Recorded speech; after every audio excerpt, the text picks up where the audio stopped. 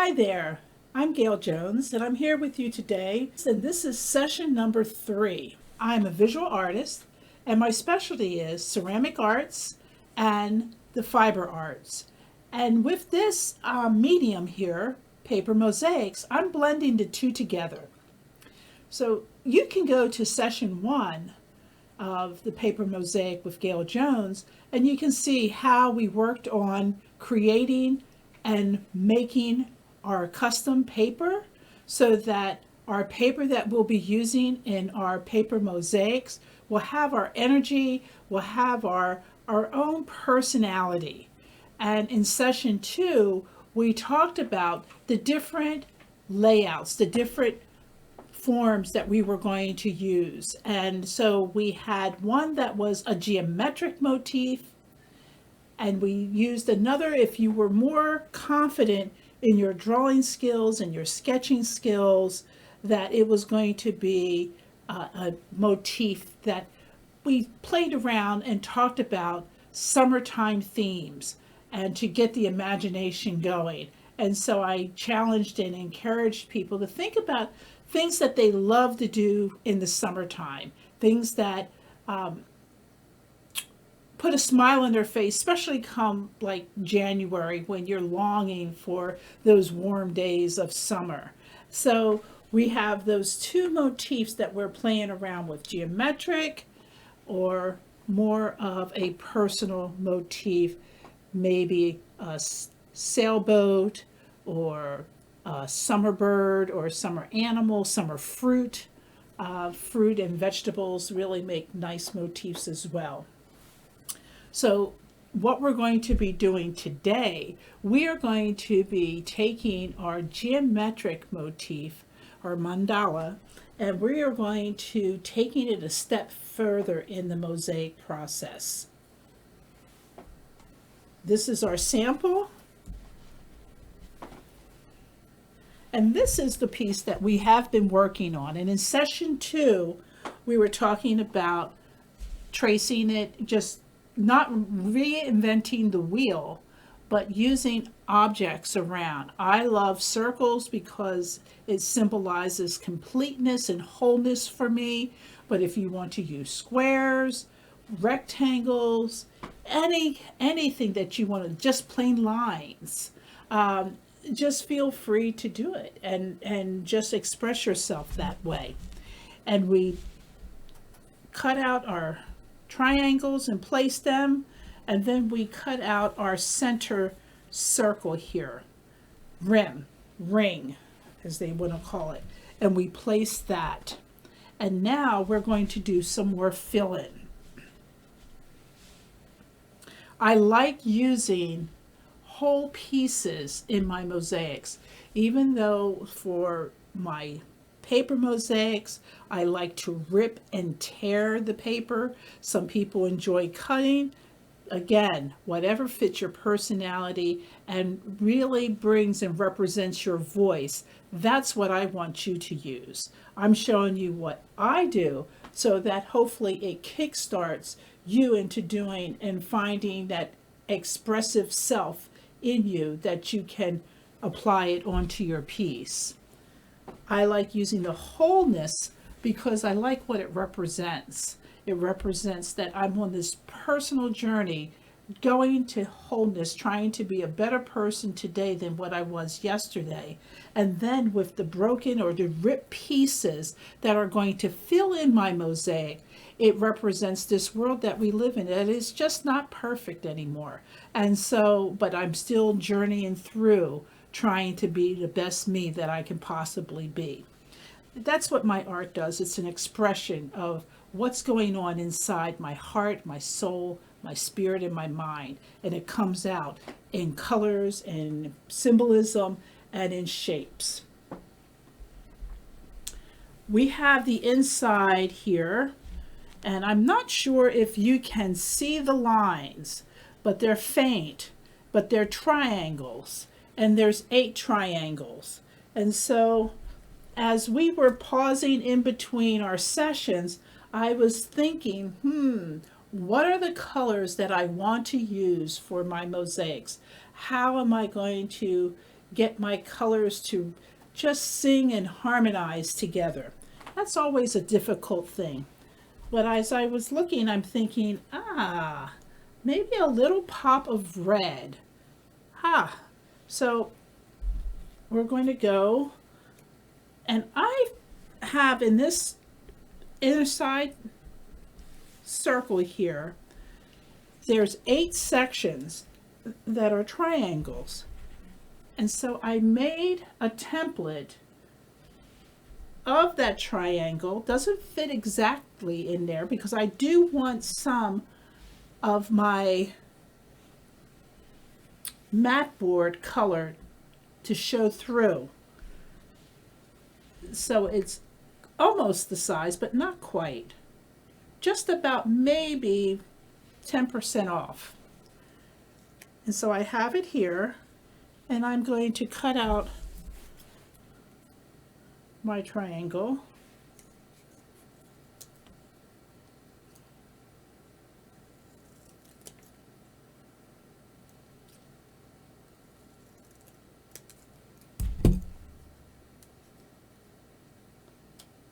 There we go. Push this to the side because it's rubbish.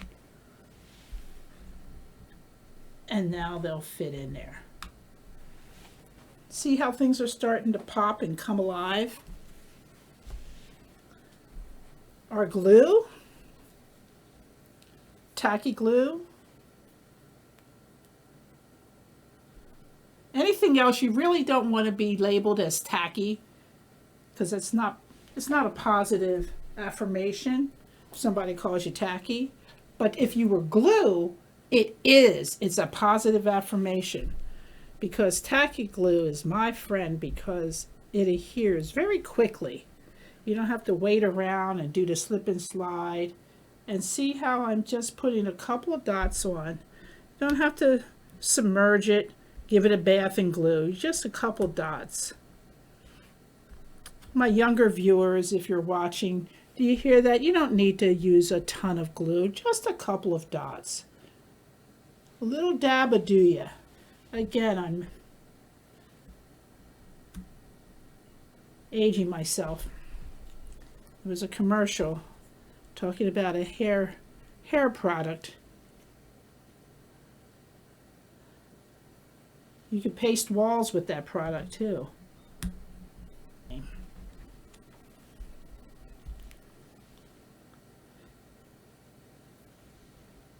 And you can see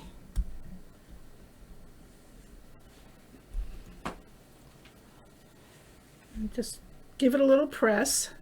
I see my little tips coming up. Just give it a little press and it'll adhere.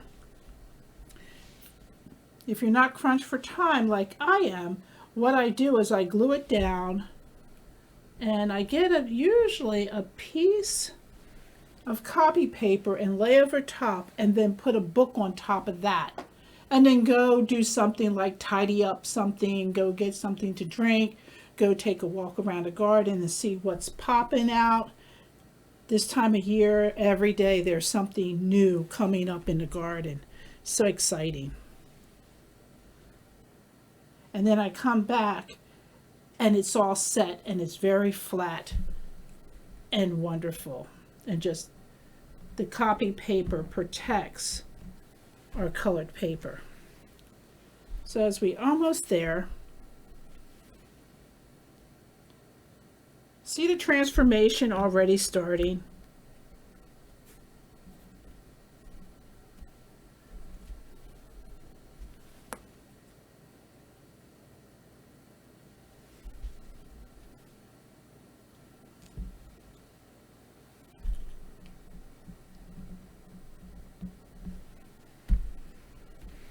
Now, if I wanted to, I can just leave it just like that.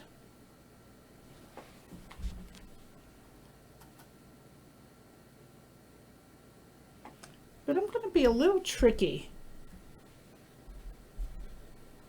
And I made another template of a triangle. And here's some of that homemade paper that I created. So right now, my whole piece, except for the outside triangles, are made up of all homemade paper, or hand-colored paper, as I want to say. And again, I'm putting just a dollop of glue on, and I'm going to adhere that on top of the red, and it brings another dimension in.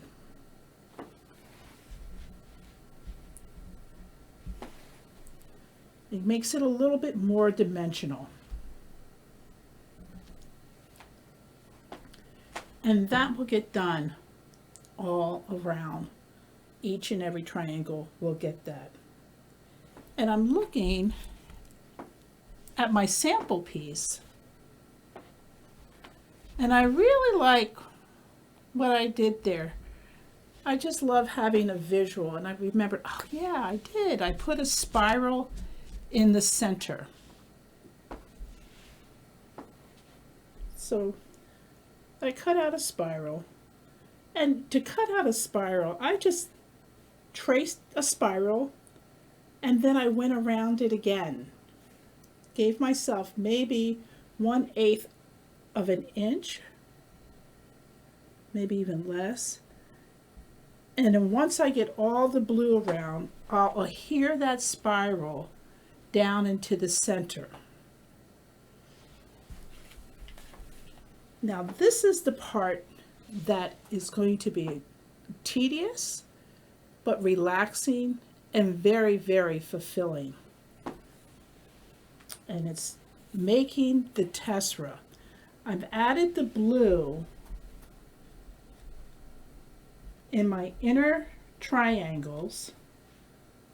I'm not going to take the time to glue each and every one in. And I want to repeat that blue to fill in around the triangles.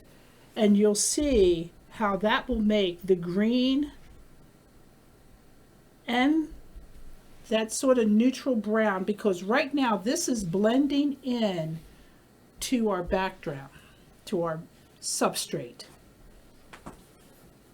So I like to tear, some people like to cut. We do have some cut edges, and right now the whole paper mosaic is full of cut edges, and I want this nice tearing. See how I'm just gently trying to keep it even, and I'm just gently tearing the paper.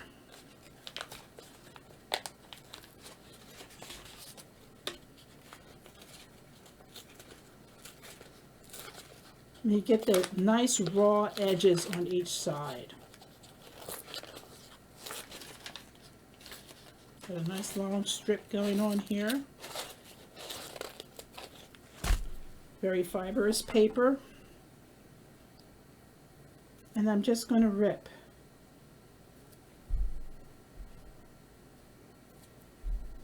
And if you're doing a large mosaic, paper mosaic, this is something you can make strips, have your little cup, and while you're watching television, because this is basically a very mindless thing, making the tessera, making the little bits that are going to fill in around your whole pieces. And you can be doing that, doing something productive while you're even relaxing. So you want to get your pieces, put them in a container so you have them all contained. They're already sorted. You don't have to worry about sorting them or getting them mixed up with other things. We're going to need more glue. Again, I just add a little bit at a time because it doesn't take long for the tacky glue to get a skin on it. Sort of like hot chocolate. You know how hot chocolate gets, if you don't keep it stirred up, it gets that little film on it. Well, the tacky glue does the same, and then it's basically worthless at that point. So there's no right or wrong with sizing of the tessera, of the little bits.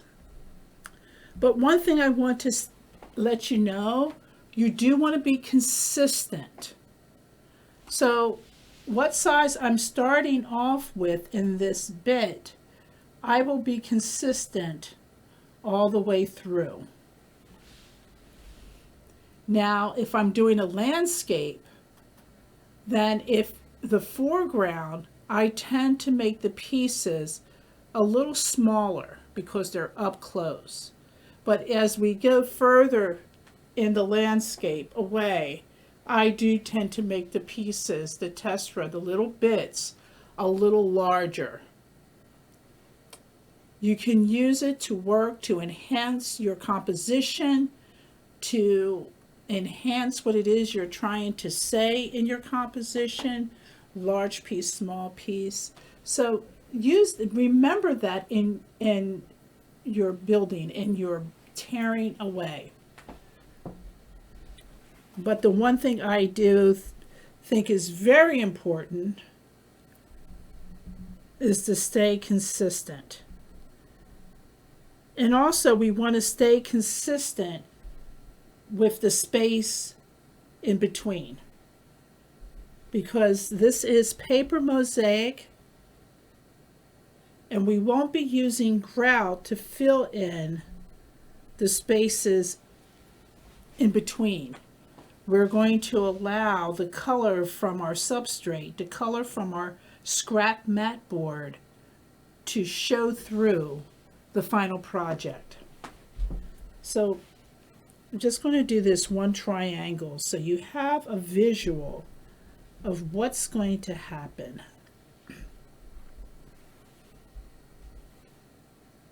And how it's going to look.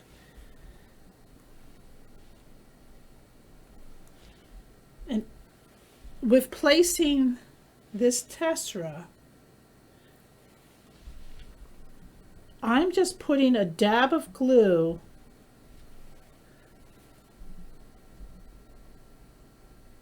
in the middle, and it's sufficient. I'm okay if a little bit pops up. Now, do you see how that pops the triangle? And it's starting to help pop the green that's around. So you can imagine what it's going to, when this whole field is colored in with the blue tessera, how that's going to be pretty outstanding there. Just really poppy, really nice, very simplistic, very predictable, very easy on the mind and the eye when you look at it. So that is our time today. We are just thinking about ripping versus cutting, and I'm just going to show you the difference. I'm not going to glue it down, but I'm going to cut some of this blue that I'm using as the tessera.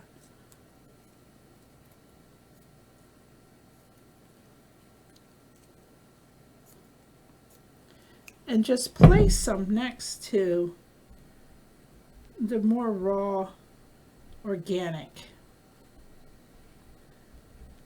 I don't know, can our camera pick that up and see the difference? So that's it for today. I thank you for joining us.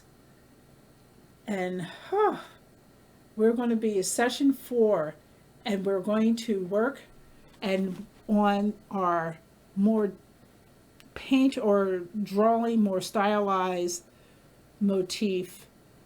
Mine is going to be dragonflies, and that's what we're going to be working on and taking that to the next step and showing you some of the techniques that I like to use in my mosaic building.